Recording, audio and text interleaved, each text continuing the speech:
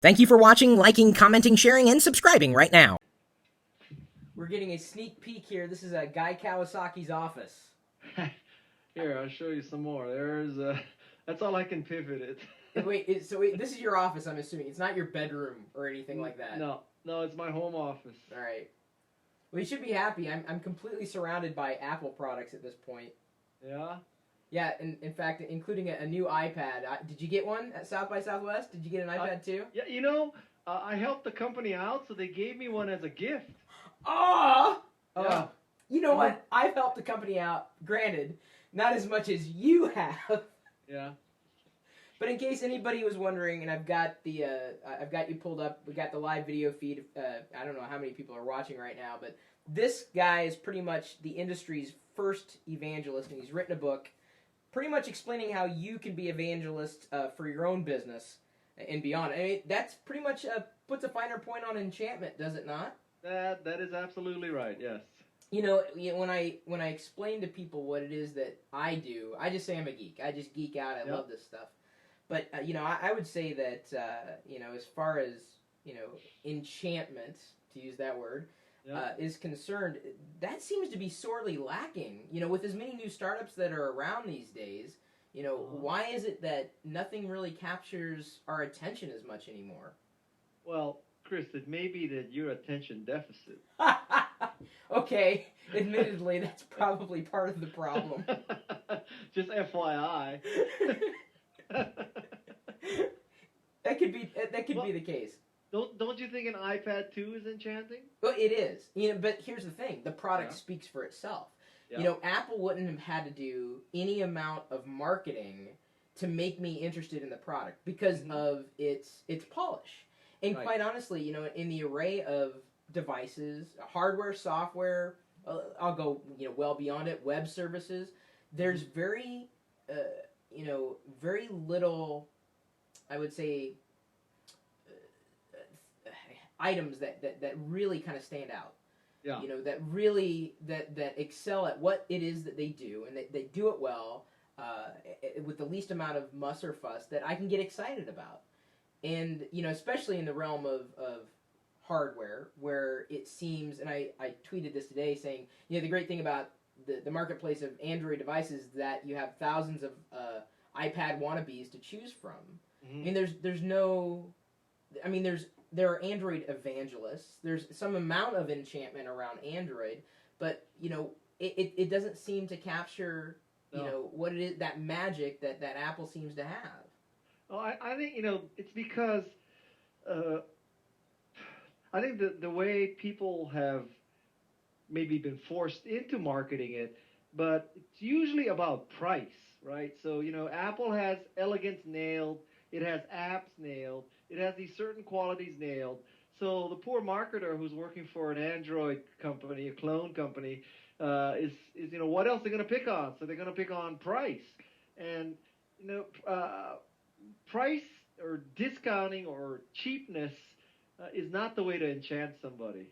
Really? That's not the quality you use.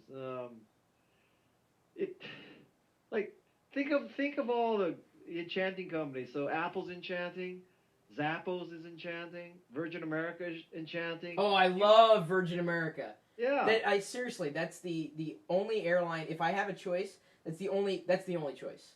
Yeah. But okay, so wait. So you would say then, what would make to kind of tear you off on this tangent? What makes Virgin America enchanting isn't the fact that it's an airline. Is it the fact that they have a TV screen in every seat?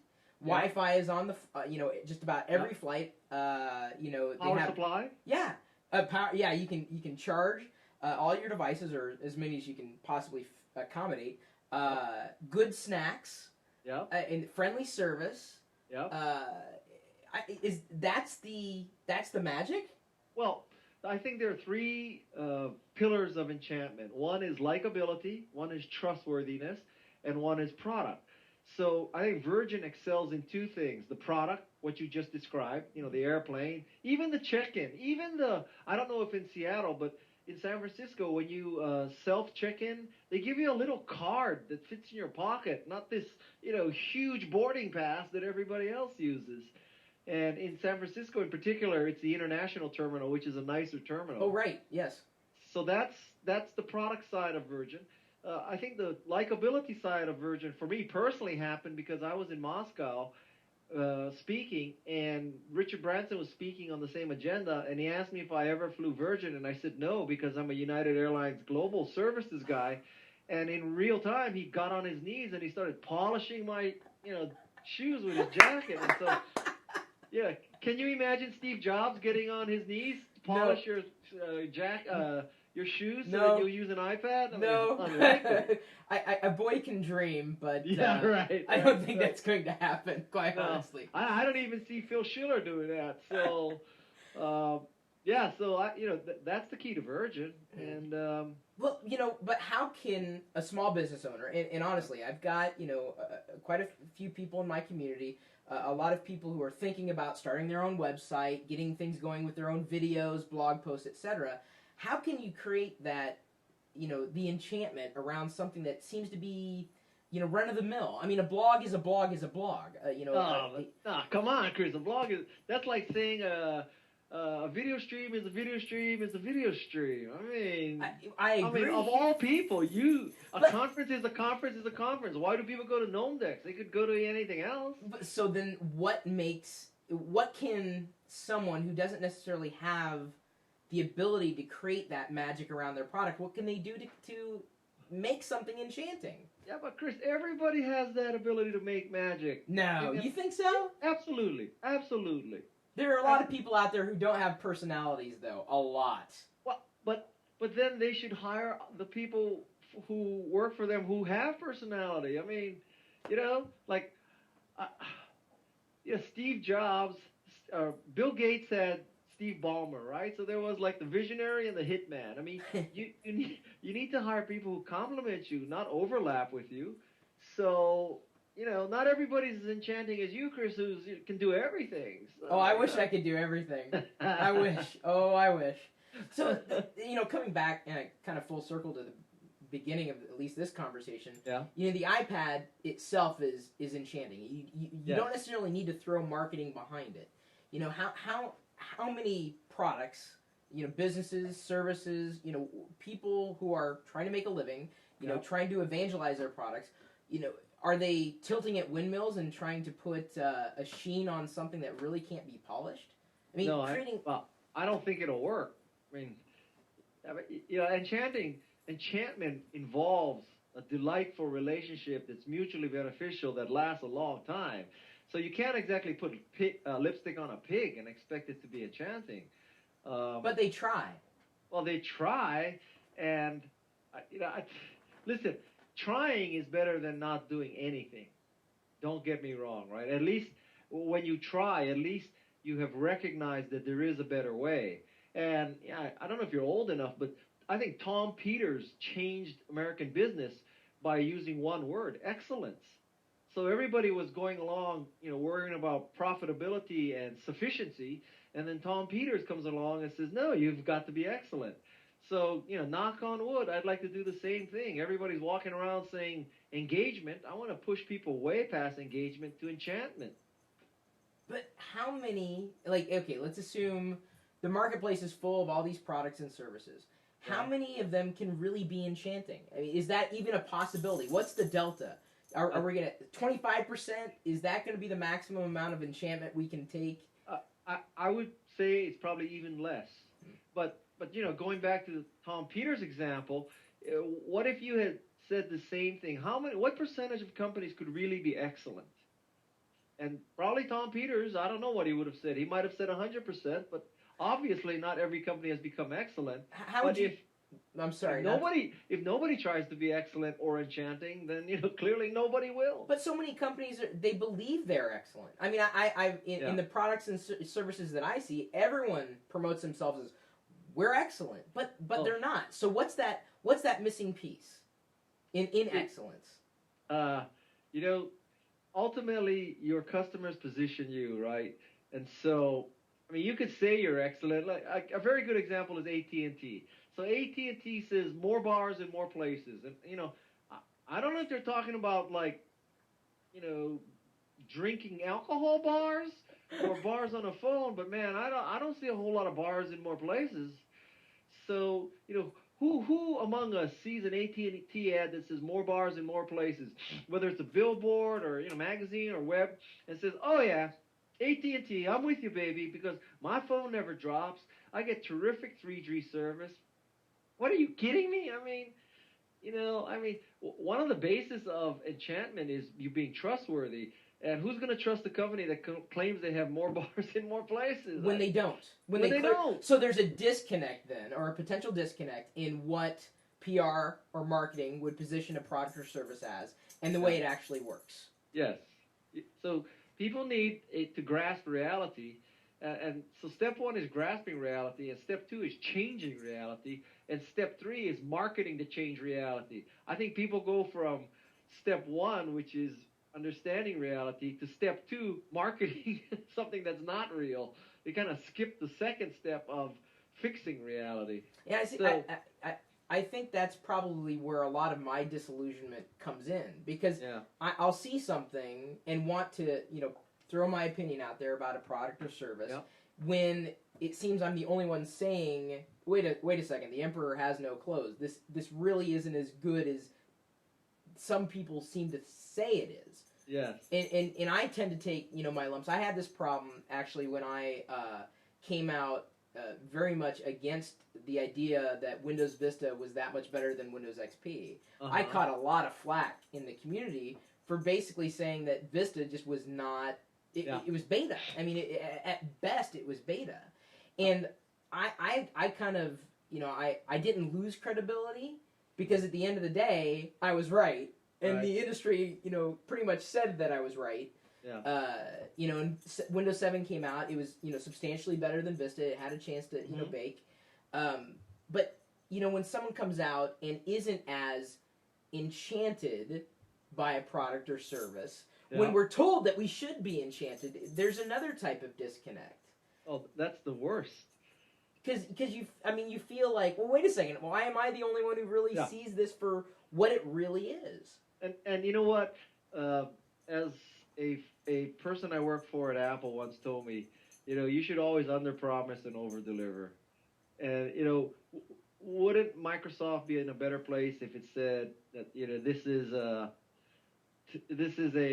significant upgrade, but they made it like the second coming of Christ, right? And so, guess what? I mean, the boulder didn't move and the body didn't disappear one night. I mean, that body was still there. But then it leaves, to me, it felt like I was left in the lurch. I felt that as a member of that community at that point in time, I felt like I was, really disconnected from, this brand, this bigger thing that I believed in, that I loved so much. But you know what, Chris?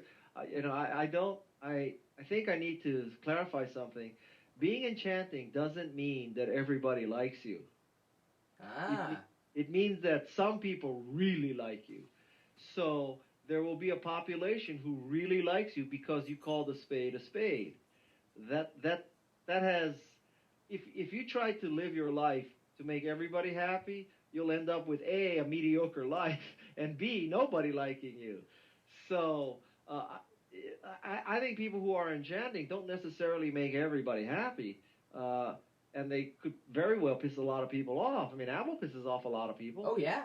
So, you just kind of have to be true to yourself. I wouldn't sweat it. And I'll tell you something, what I've learned in my career is that when people just rip you or your product, they say it sucks, slow, lousy, I could do this in a weekend. The typical TechCrunch comment. Right. Slow, sucks, I could do this in a weekend. I thought of this 10 years ago. What's the big deal? How can they raise $5 million? Like TechCrunch comment. Sure. I found that the best response to that kind of bozo is to say, have you tried it? And 90% of the time, they'll say, no, I heard it was lousy. And then you just have to smack your head and say, what kind of idiot are you? You telling me I'm wrong. You haven't even tried this thing? And then everybody will back down. But it doesn't that, even with a bozo who would assert that you've made the wrong decision, even though it was your decision to make, casting those, if you could call them opinions, out there, aren't they creating, I guess, a distraction from what could be that enchantment around a product or a service or a brand or an idea? Yes, and what are you going to do? I mean, this is reality, right? I think. But you can't be more enchanting though. How can you effectively deal with the negativity that will ultimately come from doing anything? You ignore it. Yeah. You just keep plowing ahead. Enchantment is a process. It's not an event. And I think many companies think that it's an event. You work with your marketing people. You come up with a tricky slogan, and then you work with your trade show people, and you get a great booth, and then you suck up to all the journalists, which I think is wrong already. I think Chris, in marketing 2.0 or 3.0, whatever we're in, it's not who you suck up to, who are the A-listers and the Wall Street Journal, New York Times, Fortune, Forbes, Business Week. It's more likely that the people who are going to make your book or your product or your conference tip are the people that are watching this right now, and they have call signs like Lonely Boy 15 and Tech Geek 65. Yeah, that's half my audience. Yeah. So those people, if you get enough of those people, then the A-listers and everybody else has to cover you. It has to go, right? So, you show me the article that when Twitter came out, you show me the article of an A-list blogger or journalist that said, I have seen the future of communication. It is a company called Twitter. You'll be able to send out 140-character messages. You'll be able to tell anybody in the world that your cat rolled over and the line at Starbucks is long. And right now, that's all people are doing. But someday, mark my words, it's going to bring down Mubarak. Show me that article. Didn't exist. It didn't exist. How did you? I have part of the story, but how did you get on Twitter originally? Oh, Chris, you're like one person removed and one cause, removed. It was Gnomedex. Yeah. It was Gnomedex, I think 2007. Yeah. And I go there, and Dave Weiner and Laura Fitton, they like gang bang me. And all of a sudden, like, Weiner's telling me, you gotta tweet. I go, what the hell? Why should I tweet? Why do I give a rat's ass if Lonely Boy 15's dog rolled over? And Laura Fitness says, no, guy, you don't understand it. You can reach a lot of people. You can search for your name and these concepts, and you can use this as a marketing platform. And I said, yeah, whatever. And so I think it took me first of all, if your reaction to Twitter initially is that, you pass the IQ test. I mean, if you start Twitter right away and you think it's good, something's wrong with you. It takes about 2 weeks to get through. And so it took me about 2 to 4 weeks, and then I finally figured out, wow, once again, Dave Weiner is right. He's got a long-standing history of being right. He does. That is He really absolutely does. correct. Yeah, So you see now with Twitter, they're making decisions that are kind of, pissing off developers, coming down hard on them. I don't know the real inside scoop. I mean, exactly on what they said. I mean, they could be warning people off that don't bother doing some stuff, or they could be saying don't write apps. I don't know. It might be overblown, but let us just remember accurately, okay? When iPhone came out, Steve Jobs himself said, when you're dealing with a phone, unlike a computer, you really want a controlled environment. There will be no third-party apps on the iPhone. Nobody remembers that today, right? The first version of the iPhone, no apps. In fact, our app strategy is you build a Safari plugin. Holy cow, that's strategic. And then, 6 months or whatever, 9 months later, Steve Jobs completely reverses himself, and he says, we believe the future is an open architecture with apps, thousands of apps, let 100 flowers bloom. Excuse me, Steve, I'm having an out-of-body experience here. Either it's too risky to have apps on a phone, or it's not. Which way is it, Steve? Well, that's the Steve Jobs, reality distortion enchantment field. Yeah, but Twitter doesn't have that. I mean, we had Ev at one point, Biz certainly, and now, Dick. whose only the unfortunate name has caused a flurry of hashtags from the Dick Bar all the way to Dick Move, seemingly. But, you know, he's also addressed things directly. He's come out. I've seen him respond to tweets openly, you know, and being transparent about that. And so I think transparency, to me, is as much a part of enchantment as anything else, as good product, as good energy. It's that feeling of transparency that draws me into a brand. Well, but transparency is the path to trustworthiness. So what you're saying is trustworthy. You know, I think a lot of people don't understand that when you say you want people to be transparent, you have to be willing to accept that when you see the real thing, you might not like it. And so, you know, you may think, well, transparency, let's use a more analog example. You may think that a see-through dress is just a great thing. Transparent dress is a great thing, okay? The truth is, there are some bodies you might not want to see. So certainly, I mean, I have different tastes than other people, yes. Right. So you know, be careful what you ask for with transparency. It happens to me all the time. Like, I'm very transparent.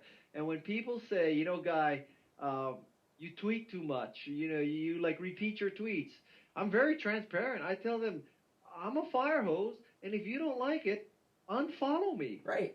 You know, I mean, I'm not going to suck up to you. Just don't follow me. This is a freaking free country. Well, dude, I get better links and news from your Twitter account than I do from any newspaper or magazine that I pick up. Honestly. Wait, can I quote you? Yeah, absolutely.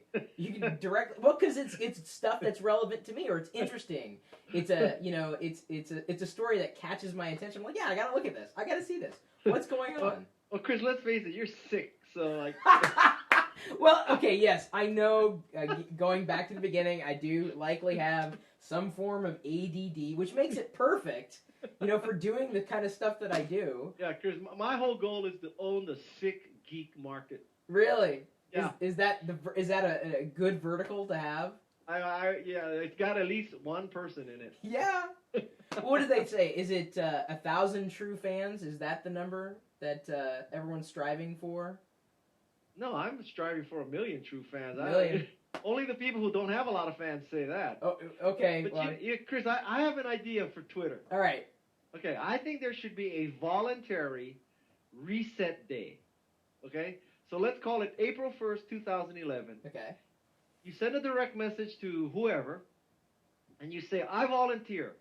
On April 1st, 2011, set my followers to 0. And I'm going to earn them all back. Wow. Because what's really wrong with Twitter right now is all these celebrities, everybody who's on the suggested, what I call loser lists, but it was suggested user lists. So all these suggested user list people with 2, 3, 4, 5 million people, followers, that number is total BS, right? But it's impossible to know. I mean, is it really 2 million, or is it 200,000, or is it 20,000?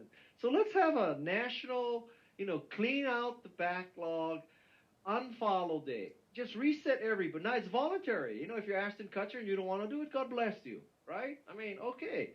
And then we'll just see who has the balls to say, all right, set me to 0. I'll get them back. Wow. That would be pretty bold. It would be very cool. See, and, go ahead.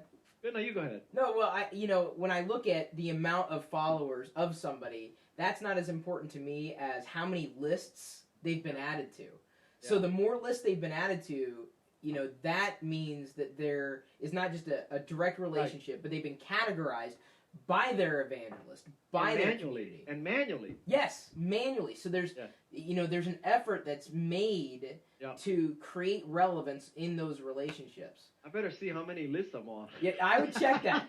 Lists are more important. Well, I think you're fine, dude. I don't think you have anything to worry about at all. I don't know.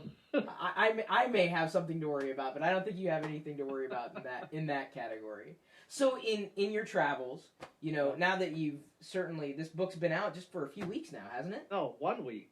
Yeah, okay, well, even less than a few weeks.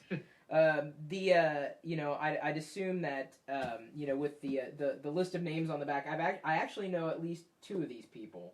Yeah. Phil Zimbardo, I actually exchanged emails with like years and years ago. Isn't he like he's a psychology, right?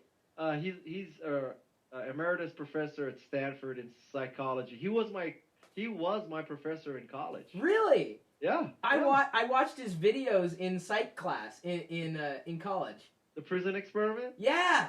Yeah. I Absolutely. remember, and I was like, wow. And then when I first got online, I was looking at the web pages that were out there back in 1997.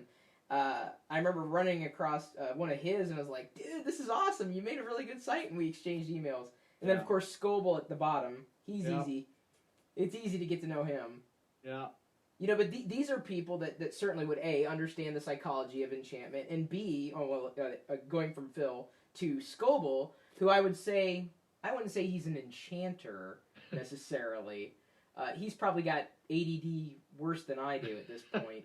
But I honestly, I tell you, I think Scoble is enchanting, and I'll tell you why.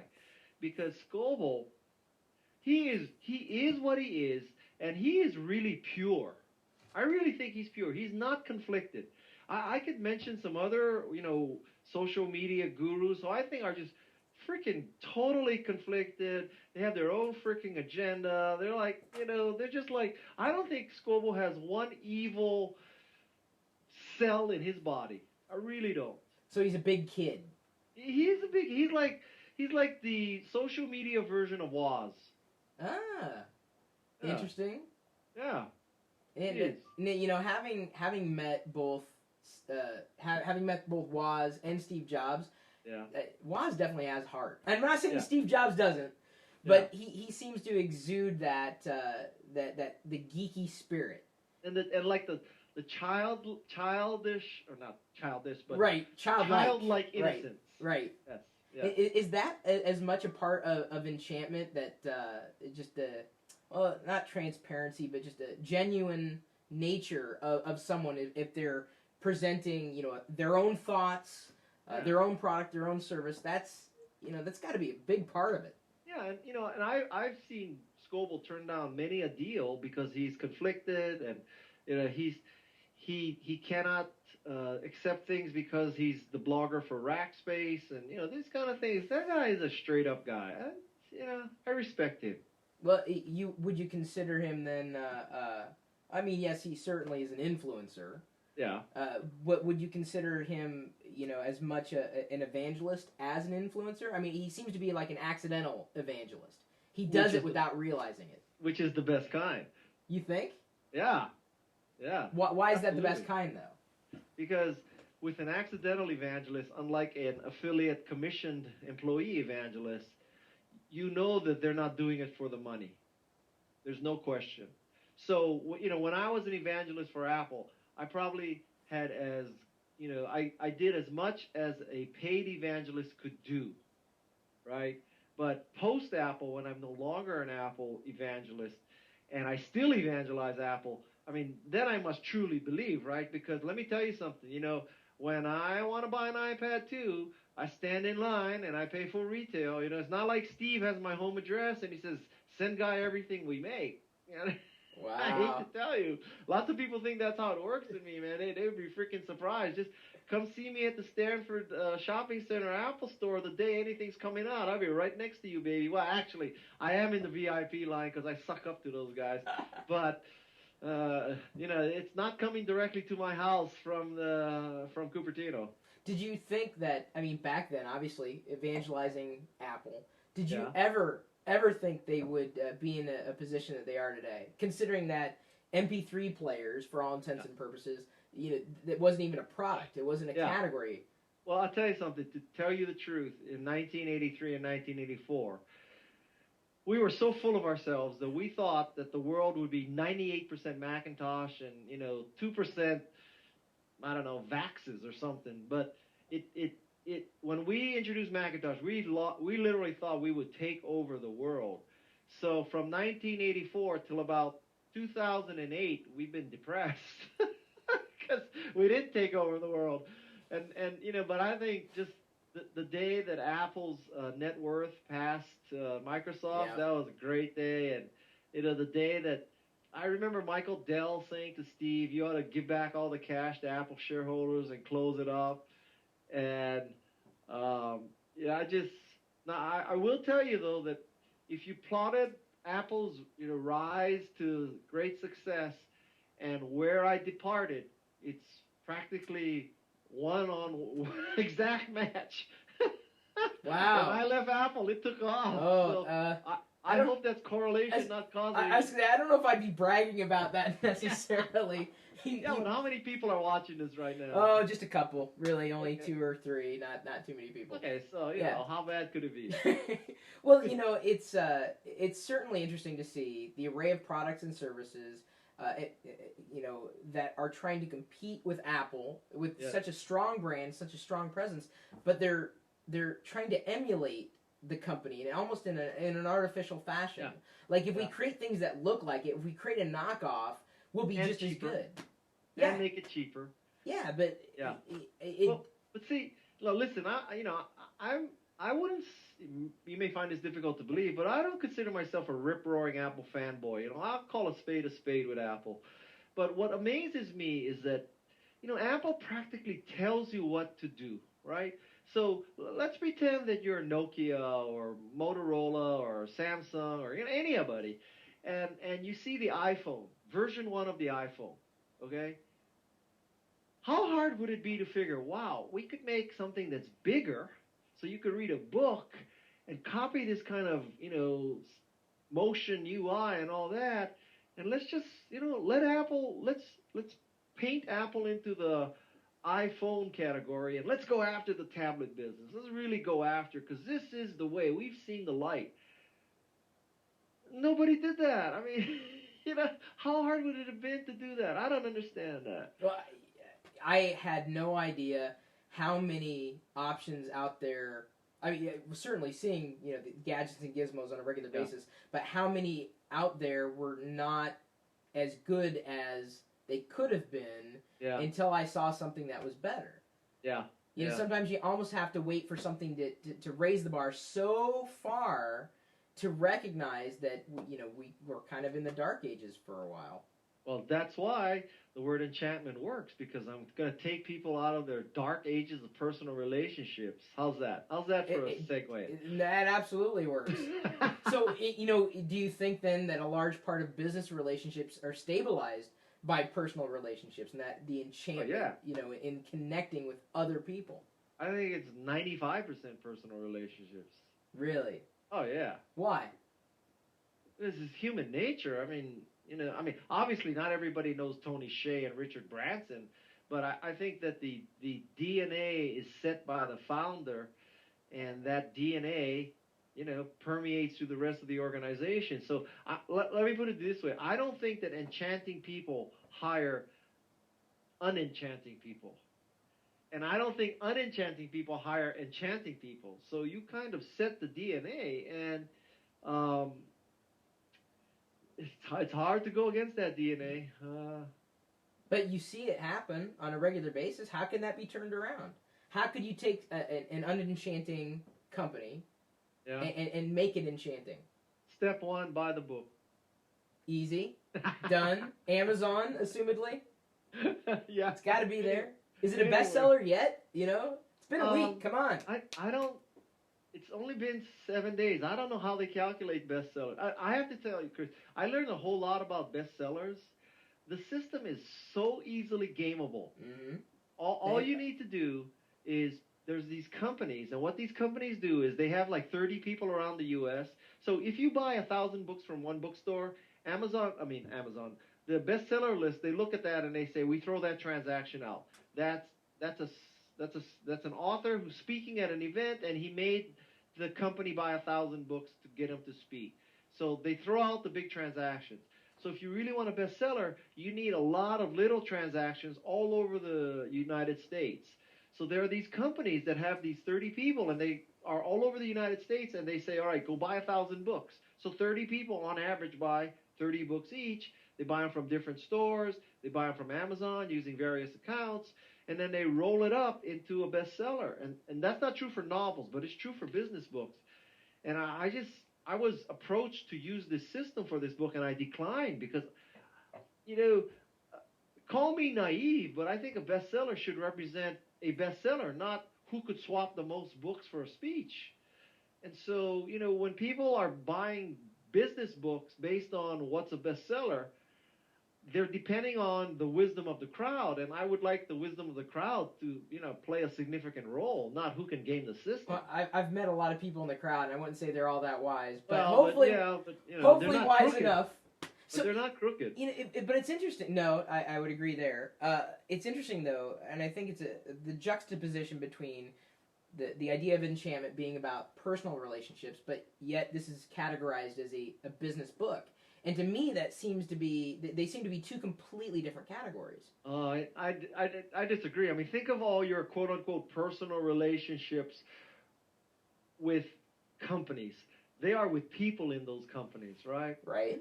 I mean, Yes, absolutely. obviously, I mean, you're not interacting with the corporate bylaws. So I think it comes down to people. I mean, you know, the genesis of this book is really two books. One is Robert Cialdini's book called Influence, which I think is just a landmark work. And the other book that I read that I was, you know, really inspired and envious of, quite frankly, was How to Win Friends and Influence People. That book is 80 years old. It sold 15 million copies. 15 million copies. So you know what I did? You know who Marie Smith is? Can't say I do. Marie Smith is a Facebook social media guru. Ah, that's probably why I don't know.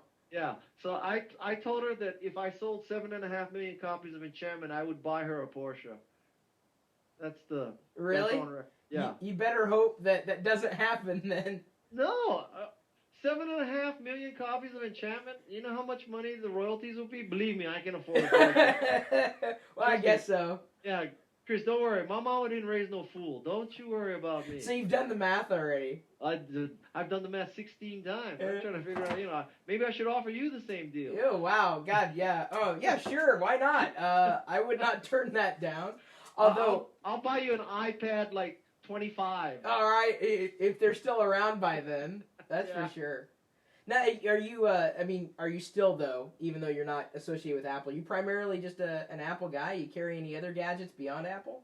I have an iPad, I have iPhone, and I have a MacBook Pro. I'm using a 27-inch monitor. You know, I print stuff on that HP printer, and I scan stuff on this. Can you see it here? I scan stuff on this right there. Fujitsu S1500 because it works so well with Evernote. Basically, the only non-Apple stuff I have is the Fujitsu S1500 scanner and the HP printer, but everything else is Apple. And you know what? It's not because I'm an Apple employee. It's not because Uncle Steve is sending me gifts. It's because I truly do believe this is the best stuff. Because it works. It works, yeah. So this is available in the all the digital bookstores too? Everywhere. Kindle? It's like smog, Chris. It's like smog. It's everywhere? It's like smog. So it doesn't matter how people get it so long as they get it? You know, the answer to that is it probably does if the goal was to game the system and become a bestseller.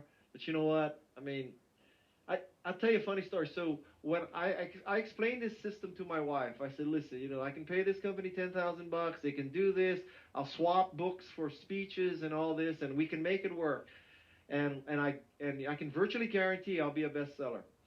And she said, you know, well, if our kids ask you how you became a bestseller, what are you going to say? And at that moment, I said, yep, I ain't going to do this. Wow. Oh, yeah. That's pretty... My wife is a very insightful woman. That's pretty genuine. I mean, that's well, that speaks very highly to the ethos behind being Enchanting. I mean, that's the story. Yeah. To know that, I wouldn't say that the industry would be corrupt, but to know that that's how people game the system, to approach it in such a way, letting the content kind of speak for itself. Yeah, so now, you know, I just... Let's see if it becomes a bestseller. It will now. You realize. I mean, if you just, you know, tell all your friends. I mean, people will want to buy it now based on that. We have to make it a bestseller now. Free guy. Although I now that I have you on Skype, I have to apologize for like sleeping through our first scheduled interview the other day. I'm so sorry. That's okay. I was so jet lagged. I slept, I think, God, it must have been like 20 hours at least. Yeah. Like just to catch up. Chris, you're younger than I am. I wish I could sleep 20 hours. I just can't sleep anymore. I just always on the go. Well, I think as you get older, I don't know if you need less sleep, but you sleep less. I don't know what it is. Maybe like I know someplace in my mind that I only have so many years left, so I better get everything I can, right? Well, so you were at South by Southwest, Yeah. taking everything in. Yeah. How was it? I love South by Southwest. South by Southwest is second only to Gnome Decks. Oh, thanks. I completely disagree with you, but thanks. I appreciate the nod. I mean, but it's this convergence of attention that makes South by Southwest just kind of this. I'll tell you, no one else will tell you this, but the reason why I like South by Southwest, and I think it's the best conference, is that there are very few billionaires there.